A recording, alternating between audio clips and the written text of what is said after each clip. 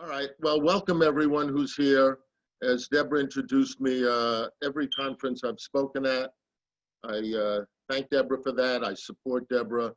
This is one of those rare conferences focused on men and helping men who are victims of all types of abuse. My background is primarily in the early years of my career, helping women. Consider myself a feminist, specializing in domestic violence and child abuse and post-traumatic stress, and also working as an expert witness for the courts on these matters and child custody, et cetera, et cetera. So I have presented, as I said, at this conference before, and Deborah always has a wide variety of presentations. And this time, as you see from the title here, male conditioning and domestic violence. So let me, without further ado, I'd love to get that phrase in. Okay, so here's an outline, all on one page. I don't have that much time. I love a whole day, but I'm thrilled to have this much time. So I'll briefly introduce the premise for the workshop. I already started doing that. Some of the challenges men face today. By the way, can everyone see this screen, the PowerPoint? Is it visible, Deborah? Okay, good. So challenges men face today, and women certainly have their challenges, but I'm focusing on men today. You can see is the 1950s man I'll touch on, traditional man, the real man, 21st century man. Then men have issues, male conditioning in our society, and then a brief introduction to domestic violence, and then how male conditioning can lead to domestic violence, and then contemplations, questions, thoughts for today's man to deal with, quite relevant to this conference. So let's go here. So even though today, I think this data I have is from 2018, a year and a half ago approximately, as most recent I could get. So this is just a interesting picture there. So let's get into a man's world, professionally, politically, socially. Some of the inequalities you can see in the workplace. 2018, the CEOs, 95.2%, a male, top 16 Fortune companies, executives male, and some, I did some contrasts with different countries. I did the high, the low, and the US. South Korea, women earn 34% of what, and that's the high in the world. Romania is the low at 2%, US about 18% of what men earn. That's why I have the title of this slide, A Man's World, even today. In government, you can see in the Congress, in a change, but still mostly male. Iceland is the high in government, 47%, Japan low at 9%, US 19% government officials are women. Okay, some of the challenges. Now, excuse me.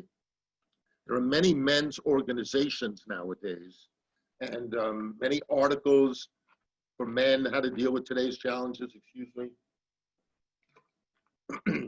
So you can see some of the titles of the articles there, and it runs the gamut of traditional man versus, 21st century man. These are some titles of articles. At the bottom, a 1915 book, The Mask You Live In, A Boy Crisis in America, which also explored male conditioning. So what are some of the challenges men face today? And these are quotes from various men's periodicals, organizations, etc. This first one is from something called The Art of Manliness, 2009. Men are not quite sure how to be anymore. Masculinity has been constructed over the last century almost entirely around the idea of men as providers and protectors, and women don't need that anymore. Quote, men struggle to define masculinity in culture that currently stigmatizes and demonizes sexuality, aggression, competitiveness, confidence, independence, protectiveness.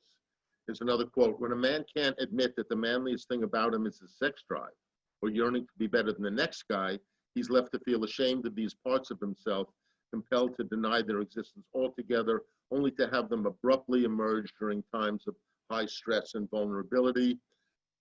The last one there is an exaggerated emphasis on toughness and physical strength. Even today, physical power is less and less needed, even in the military.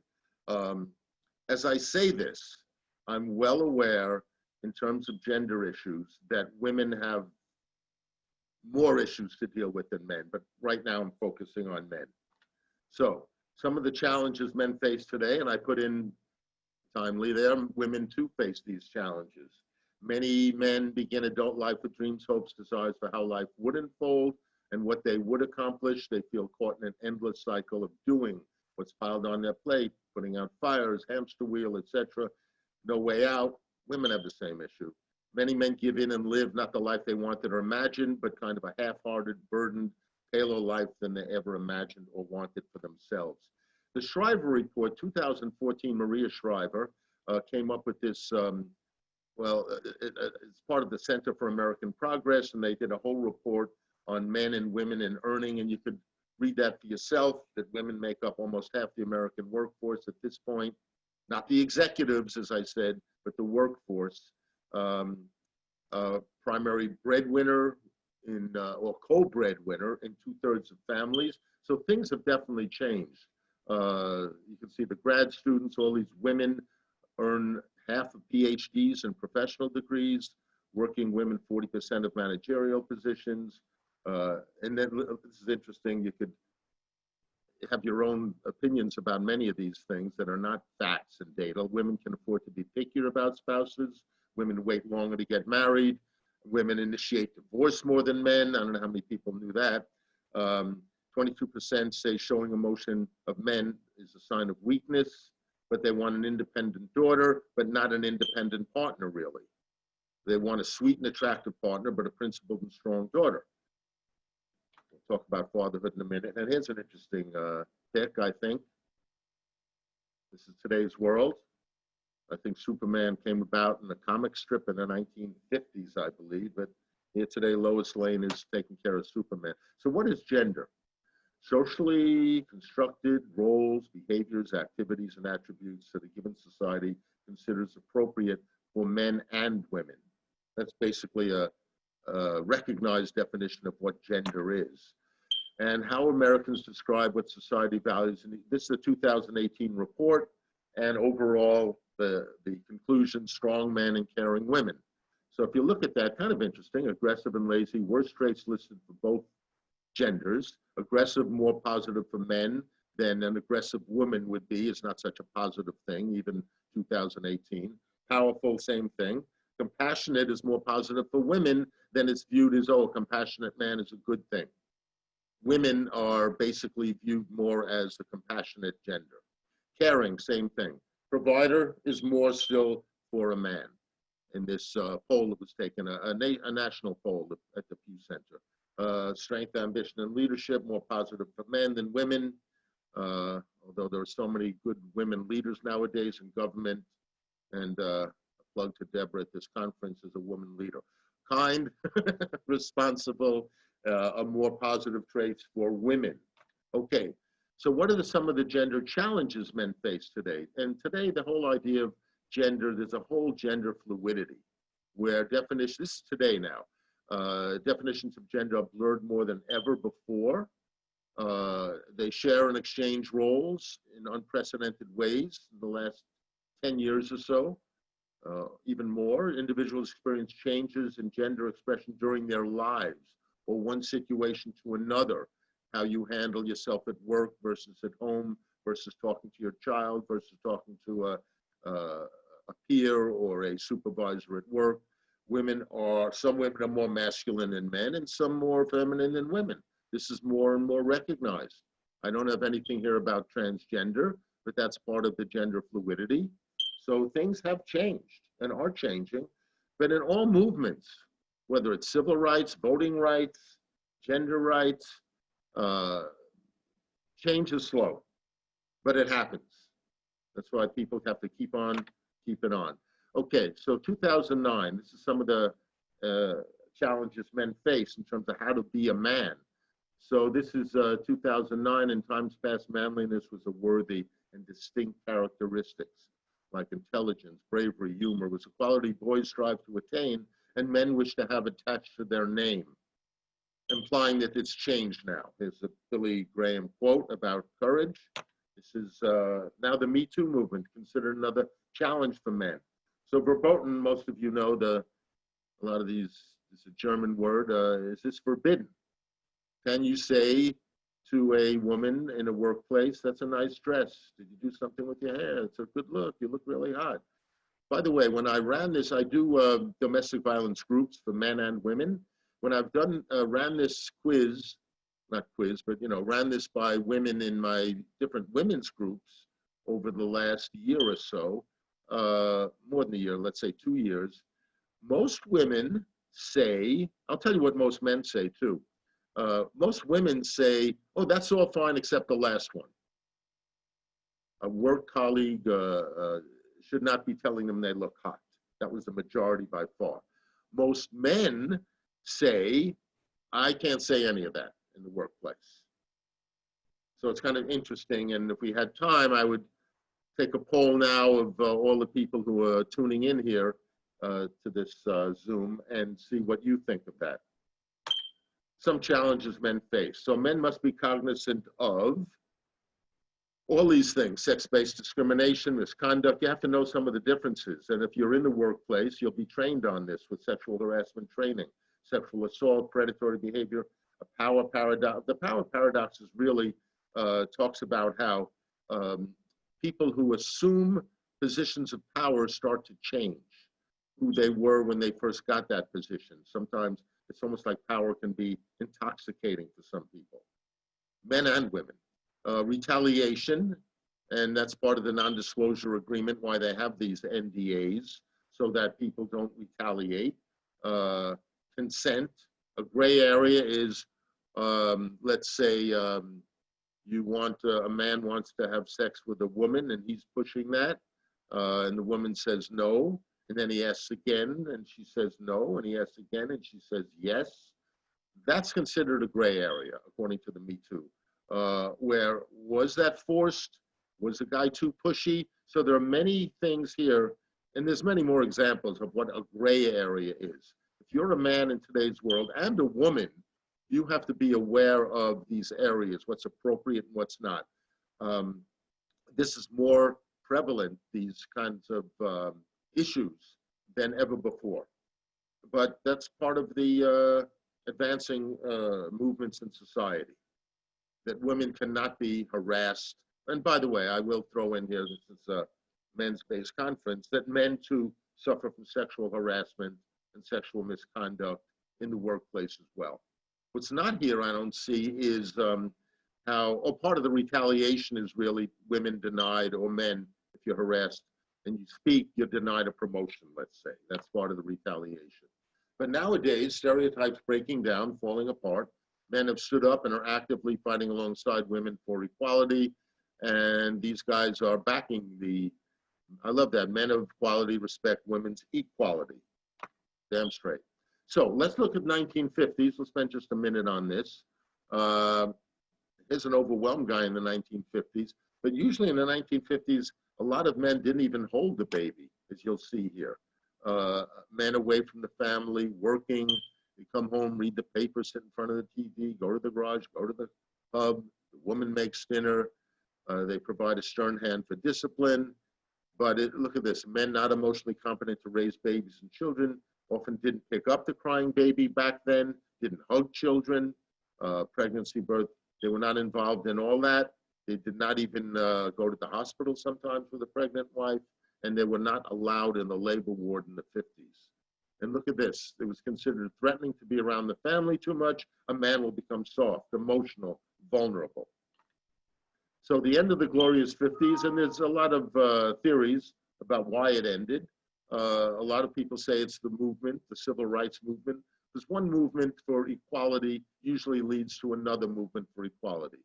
One movement of underprivileged people or minority people, disadvantaged people, usually leads to more movements. So there was the civil rights movement, the women's shelter movement, and the women's liberation movement. And those actually, since I do run domestic violence groups and direct a program for that, a lot of the genesis, the beginning of laws for domestic violence, if you want to trace them back, go back to the women's shelter movement, where they eventually started having programs to deal with violent men. Women were liberated by the birth control pill. They started making their own choices about whether they're having a child, as opposed to leaving it to the men. And this is interesting. Men historically solved family problems by fixing women. Now women needed to be fixed. Let's see how much time I have. I still have time. A quick note on this. It's kind of interesting. If you look at the very beginning of therapy, it dates back to psychoanalysis. I'll make this as quick as I can, which dates back to Sigmund Freud.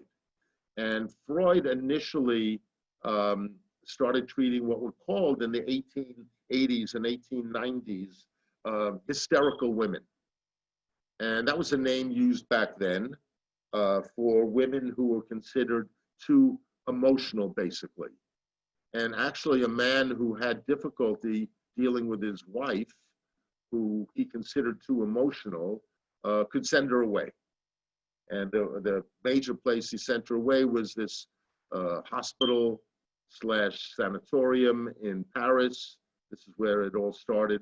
Freud went to study at this place, and it was filled with women who were on the street, prostitutes, and women who were sent away by husbands who felt they were too emotional, quote, hysterical. So Freud's very first book he collaborated on was called Studies in Hysteria. And here's how it evolved, though. The Charcot, French doctor who was head of that institute in Paris, had this, quote, brilliant idea to start really talking to the women who were housed there or imprisoned there, basically. And he found that a lot of them started talking about traumas they had, traumas in childhood, being beaten by their current husbands, et cetera, et cetera. And he realized they started talking more about trauma. And that what led to, and I just saw a very nice presentation, I can't remember her first name, but Jones, the woman at the last presentation, I only tuned in for a few minutes, and I caught a couple of things she said about how we have to deal with trauma, not what's wrong with you, but what happened to you. And this is basically started in the 1880s in Paris, where Charcot started talking to women and finding out they were traumatized. So there was nothing really wrong with them, it's what happened to them. And Freud picked up on this and started realizing women and men needed psychoanalysis and to talk to them, and he uncovered that they had traumas. So instead of just labeling women as hysterical and wrong and bad and all those horrible labels, they started talking to women, and this was the genesis of whole psychoanalysis, which led to psychotherapy. Here we go. So, more conditioning. This is traditional men make the best husbands. And you, by the way, this is recent. I don't have the date on this, but any of you, I'm sure, have access to this PowerPoint and my email later if you want to question me on some of these things, get some more data, research. When you're looking for a man to marry, find traditional men. These men are like treasures in a sea of broken shells.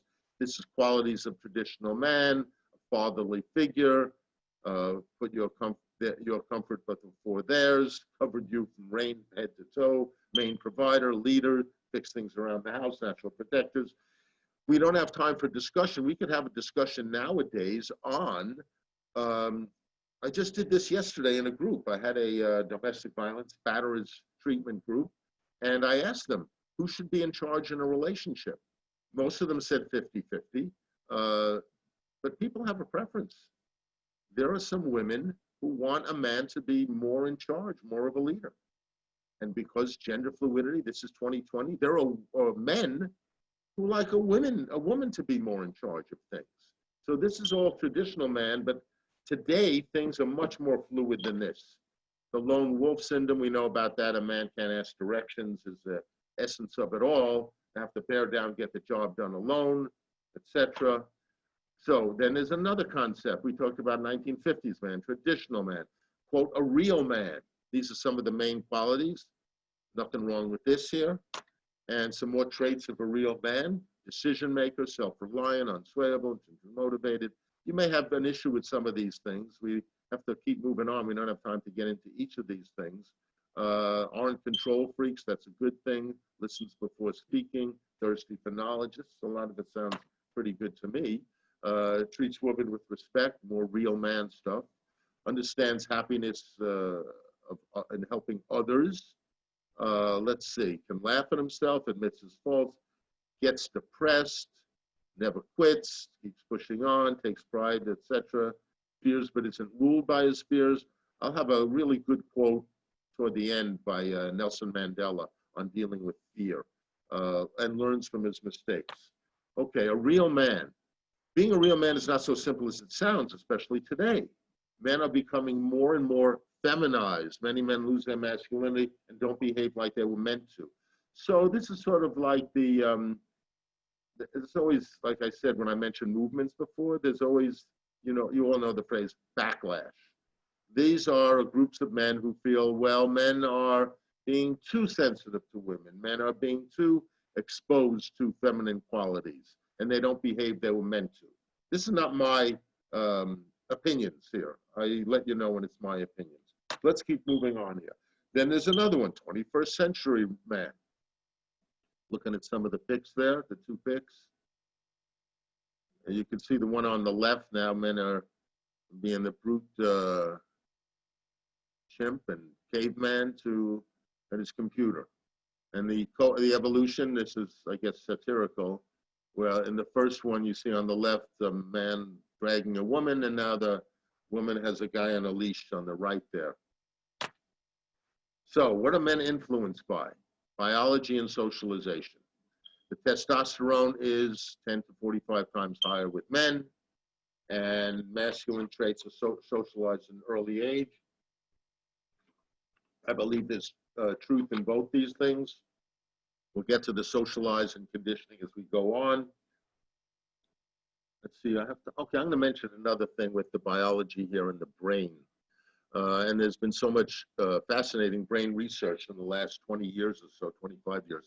And one of the studies shows that the corpus callosum, which is in the center of the brain, connecting the left hemisphere and the right. Most of you know left hemisphere is more logical and rational and mathematical and all that stuff. The right hemisphere is more emotional and creative and imaginative. We all use both. Some people seem to be more dominant one than the other, but we all need both to survive in this current world we have. So the corpus callosum separates them. And what they found in the research of the brain, and I'm going to lead this actually into possible domestic violence, this little chat here. What it leads to is that the signals go back and forth. The numerous millions of brain signals happening every moment goes back and forth between left and right hemisphere. So they determined in the brain studies that women have a larger corpus callosum, which means that it's more capable of going back and forth quicker. Men, without putting judgments on this, good or bad right now, just trying to understand it, men tend to get stuck more in the logical place, or when they finally lose it emotionally, they get stuck in the emotional place. Women tend to go back and forth more rapidly. By the way, there are exceptions to this. Is by far the general rule, though. So let's say, let me bring up a simple example. A man, a husband and wife, boyfriend, girlfriend, having an argument. It could be a very simple argument about, let me come up with, which restaurant are we gonna, not eat at, but get take, this is 2020, pandemic. So which restaurant are we gonna get takeout from tonight? And the woman says, well, last time you chose, so I'll choose this time. The man says, no, I think you chose last time, I'll choose. And they go back and forth arguing about some simple thing. And this argument's gonna escalate because in time, both raise their voice, get a little louder, and because the woman, it moves from the logic to the emotional, she all of a sudden she's more sensitive. And she hears the guy getting louder or moving toward her, and she says, hold on a minute, calm down, something like that, or any comment like that. And she goes on with that, and then the man says, wait a second, we're just talking about which restaurant we can take out. So here's what happens. The man gets stuck in his logical left brain. The woman has already switched to her right brain, more emotional, and right now, as the argument escalates because they're not listening, they're missing connections. They're on different wavelengths, so to speak. They're using different parts of the brain. And hence, that argument escalates. Neither one is listening, understanding the other, and that could lead to an escalated argument, which could possibly lead to domestic violence. An interesting brain study if you follow those. So, many men today are able and willing to revel in their softer side. Today, many men are quite at ease sharing parts of themselves that may have been disparaged in their father's time. A couple of guys crying here, more accepted today. 21st century man, and some of the major changes since the 1950s. Men are now much more involved, starting a family, looking at the pink strips, medical visits, etc., delivery room, they're in the delivery room, they're next to the doctor who's delivering the baby often, they're involved in all these school things and raising the children much more than ever before. Next, physical presence of men is almost a given, but how emotionally present is a man today in these enlightened times? That may still be influenced and restricted by male stereotypes formed a long time ago before men were allowed into.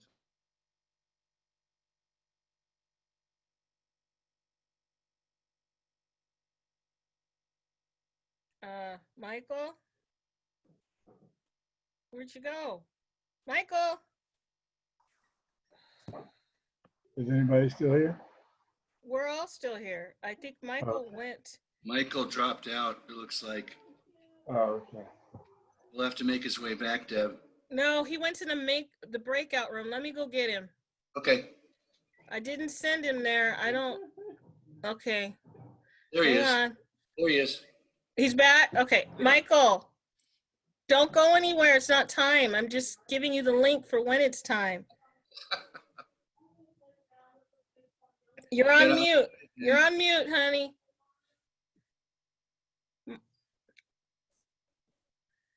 You're on mute.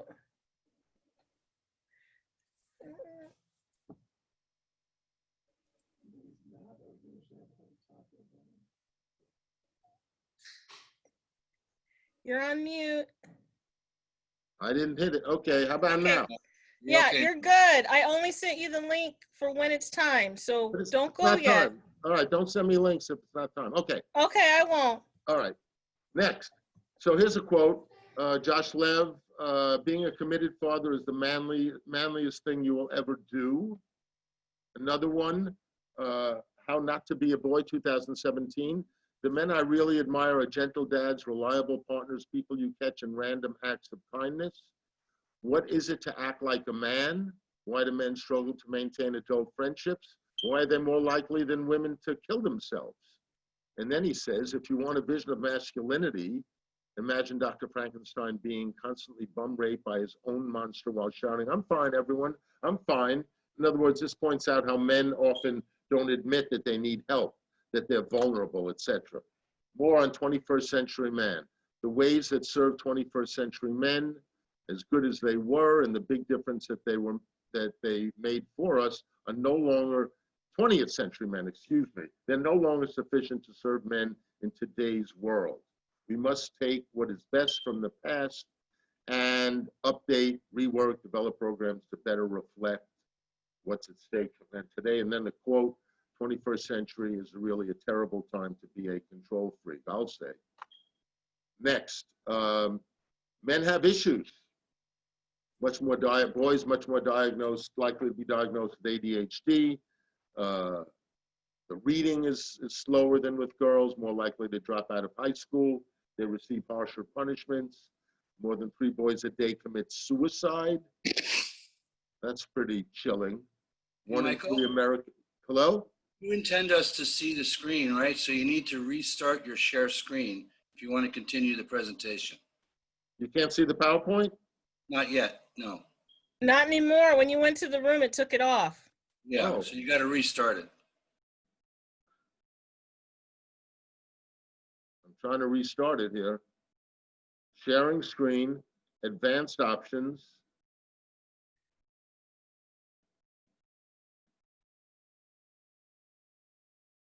How about now? No. You may have to stop it and then restart it. Well, you don't have all that much time left. You can just keep talking, and then I can send the PowerPoint out to other people. Yeah, that's good. No, I want people to see some things. If I'm Okay, well- clicking advanced sharing options, shouldn't that work? You should just go to the bottom of the screen where it says share screen. I did Click that. on that arrow and then pick your PowerPoint. How about now? No. Now. Now something's happening. There you go. It's up. Great. Men Okay. have issues is the slide you're on. Okay, great. So let me just see if it's not. Okay, men have issues. Okay, so you got the thing about ADHD, the reading is slower, dropping out of high school, harsher punishments. And that's what I was saying. More than 3 boys a day commit suicide. And I was saying how chilling that is. 1 in 3 American kids live without fathers, and more violence, sexual assault, binge drinking, drug addiction, more likely to act out violently. And 36 men report feeling uncomfortable around gay men. More issues men have. By far the predominant demographic in jails. Look at that percentage in the US, 93.2 to 6.8 in jails. 90% of homicides committed by males, 77% homicide victims, 3.5 times more likely to die by suicide than women, and life expectancy is almost 5 years shorter. And these are some of the issues said by many men's periodicals. Women have more opportunities to develop identities not solely defined by motherhood. Social change has eliminated traditional jobs. We know that, and the unemployment, etc. Knowledge and information economy predominates, and men have not quickly adapted to a new economy. Male conditioning. See some boys there, early conditioning. I went through a lot of that as a boy in New York City. Some of the guidelines, APA, American Psychological Association, came up with guidelines for women last year. And the question, how can we raise a healthier society for boys and young women? So these are some of the messages they found in this study, that boys tend to disconnect from emotions, to value authentic friendships, objectify and degrade women, and resolve conflicts through violence, primarily, not all men. The president of the APA said, to the more men cling to rigid views of masculinity, the more likely they are to be depressed, disdainful, and lonely. Incredible evidence to the extent that men strongly endorse those beliefs. It's strongly associated with negative outcomes. A lot of men, let me get to the bottom of this here. When they need help, they're afraid to ask for it. When they're experiencing emotions they can't name, much less express, when they blame themselves for being unable to make those insufficient tools work, the result may be they turn to violence. Some of the conclusions. Well, one of the main things I want to highlight here is prior to the 1960s, masculinity and femininity were opposite ends of a gender continuum, and now they're more fluid. We mentioned that earlier, but they were pretty much separate, what you do as a man and what you do as a woman. Men with strong masculine ideals compared to more moderate views are more likely to engage in risky behaviors and less likely, I keep reading here, to seek preventative health and therapy and to acknowledge vulnerability. Over the years, I've had many more female patients than male patients. What is a Western concept in this country, basically, of masculinity? Stoicism, competitiveness, dominance, aggression. I want to get to, okay, here's what I want to get to here. I came up with, for my domestic violence groups, these papers, 3 parts called The Roots of Violence. And it basically talks about male conditioning and how some of that male conditioning can lead to domestic violence. So I have a few slides on this. The 3 roots of violence, as you can see, are ultra-masculinity, restricted emotionality, and fear of the feminine. And these overlap. One leads to the other and they overlap each other. The first one is ultra-masculinity. Boys learn what it means to be a man from their fathers, brothers, male relatives, neighbors, teachers, male role models. However, boys are not just taught or conditioned about masculinity, they're picked on, left out, shamed, scorned, scapegoated, humiliated, beat up if they fail to live up to the prevailing male standards. In order to fit in, avoid the attacks and ridicule of peers, gain approval of elders, boys adapt themselves and adopt the prevailing male persona of their particular culture. I lived this life growing up in Brooklyn. Men who are most admired by boys and adult males are those display extraordinary male qualities, the ultra-masculine male. The concept of ultra-masculinity includes all of this: strongest man, toughest man, wealthiest, bravest, most athletic, coolest clothes, baddest, hottest car. This is from a conditioning from an early age into adulthood. Best office, man always in control, man with prettiest women, man with most women, man sex with the most women, man with the biggest penis is what it boils down to. More roots of masculinity. So it mandates that men's masculine ideals be cherished above all others. Programs meant to focus on behaving and displaying these traits of masculinity rather than the less masculine parts of themselves. Directs men to continually reassert that masculinity. Dictates men believe in superiority of male qualities. Men triumph over women. Mandates men use force, intimidation, or violence when their efforts don't work in triumphing over the females in their lives. And these are some questions I put to my people in my groups to self-reflect, really. I believe, by the way, that you cannot convince people of anything. The best you can do, whether it's being a friend, a family member, or someone you're working with in therapy, is try to encourage people to reevaluate their current beliefs, as opposed to convincing them that your way is the right way. So these questions are about reevaluating. And these are some quick pictures I'll go through of some ultra-masculine symbols in our world. There are various types of ultra-masculinity, as you can see here.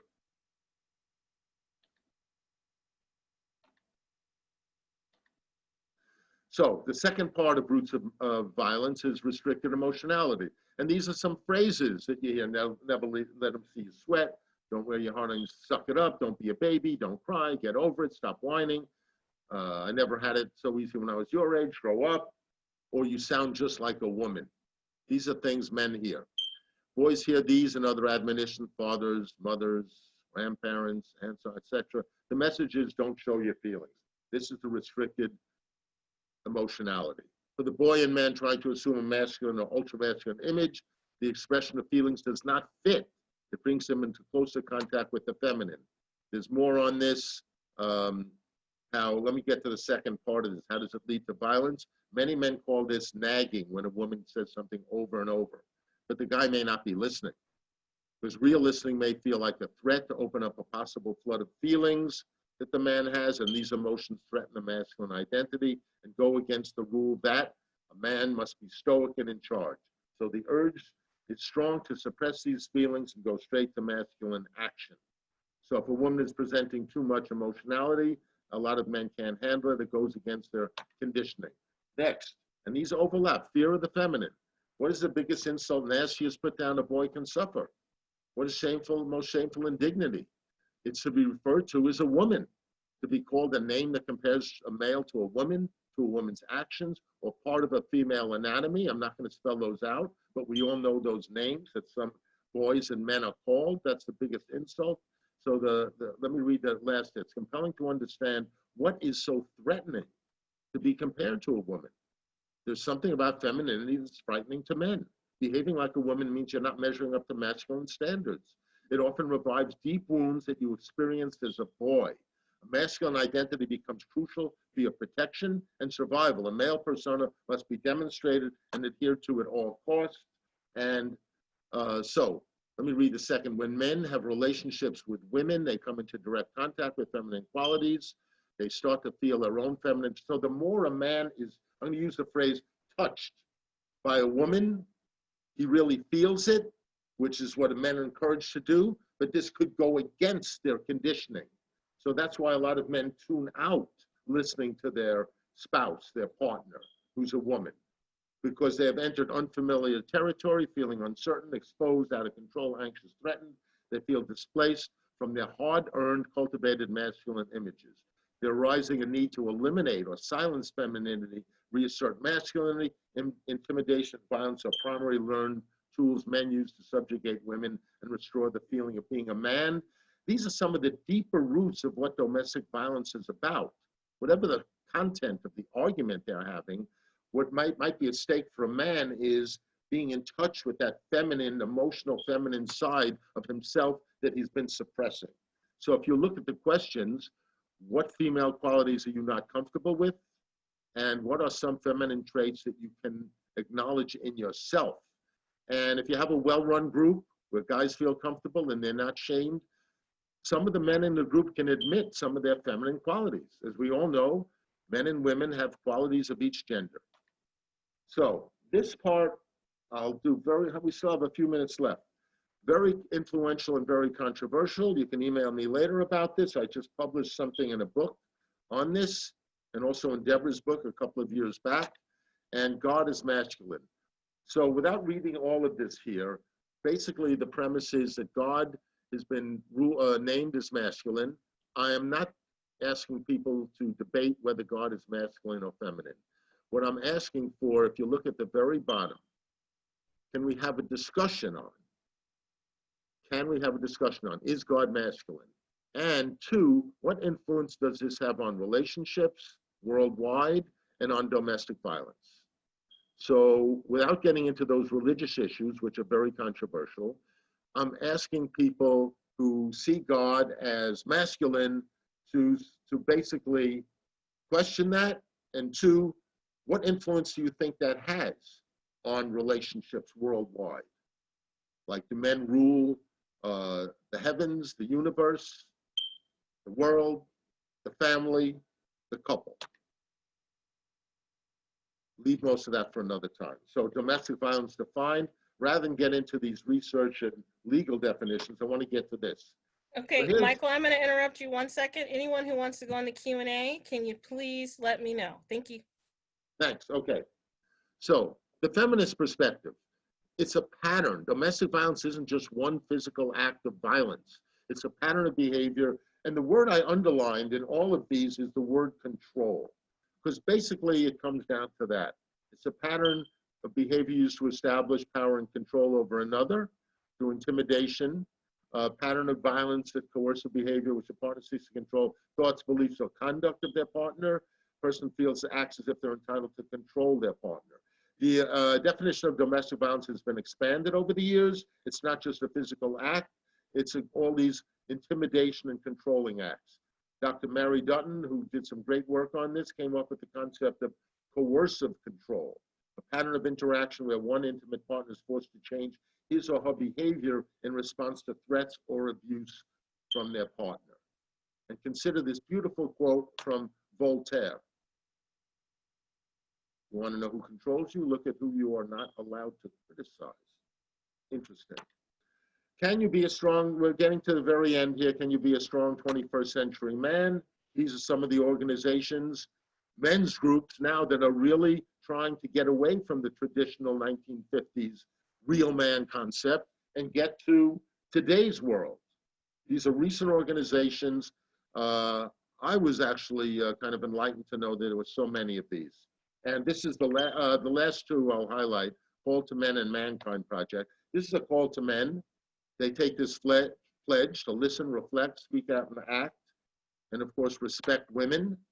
And Mankind Project, it's about men need to heal some of society's deepest wounds. It gives men a lot of responsibility for some of the wounds in society, and I endorse this position. We support the powerful brilliance of men who are willing to look at, take full responsibility for the pain we are capable of creating and the suffering. We care deeply about men, families, community, and the planet. Acceptance is not surrender. Accepting you're a highly competitive guy doesn't mean you give in to every felt need and outdo people around you. By accepting that competitiveness is a strong motivation in your life, you learn when and how to make use of it and when and how to rein it in. That's mindfulness. In other words, we can't undo all the conditioning, but mindfulness is another word for being conscious of who you are, how you've been conditioned, your competitive nature or an aggressive nature, and reining it in, controlling it. It's not the problem that you were conditioned to be aggressive or competitive. The problem is that you're letting it run rampant. You haven't self-reflected. You haven't been mindful of those qualities so you can control them. Maybe in the business world, a bit of competition is pretty good. In the home, in the family, with spouse and children, it's not good. I like that picture there as well. Brain and heart, right and left hemispheres. And this is some good quotes here. Thomas Edison about being a man today. Nelson Mandela, I never lose, I either win or learn, kind of readjusting. So it's a need to win is also part of that conditioning. And I'm just, rather than get into the whole quote of Alexander Graham Bell, let's look at the picture. I just find that interesting. The day will come, the man who invented the telephone, the day will come when the man at the telephone will be able to see the distant person to whom he's speaking. You think that day will ever come? He predicted that in the 1850s, when he invented the telephone. He couldn't have predicted Zoom meetings, I doubt. Nelson Mandela, I learned that courage was not the absence of fear, but the triumph over it. The brave man is not he who does not feel afraid, but he who conquers that fear. Admit your fears, admit your vulnerability. What are some of the issues for 21st century men? I think this is my last slide. No, there's one more. Rigid or fluid roles they have to deal with, sensitivity to women, the breadwinner, the vulnerability of masculinity, and can you still be a gentleman? The questions for men, how to deal with the refrain of times when men were men, how are you different from your father? How do men ask for help and support when they need it, rather than go it alone? How do they deal with the expectations of women? How do men gracefully transition from gender polarized society to gender fluid? How do men engage in current society without sacrificing some of their core values? And the more men understand, accept, and promote the virtues and challenges of 21st century man, the faster men shift toward a more gender respectful society, overcome the narrow fault lines which threaten the ability to understand and interact with one another in caring, conscious, collaborative ways.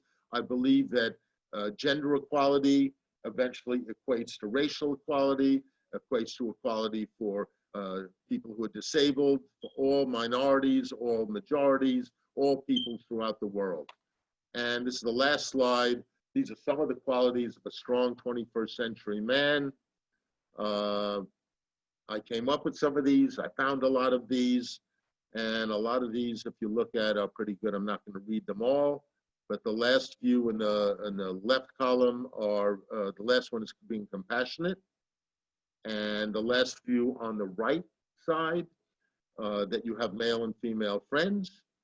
A man can be a feminist today, doesn't take anything away from your manhood.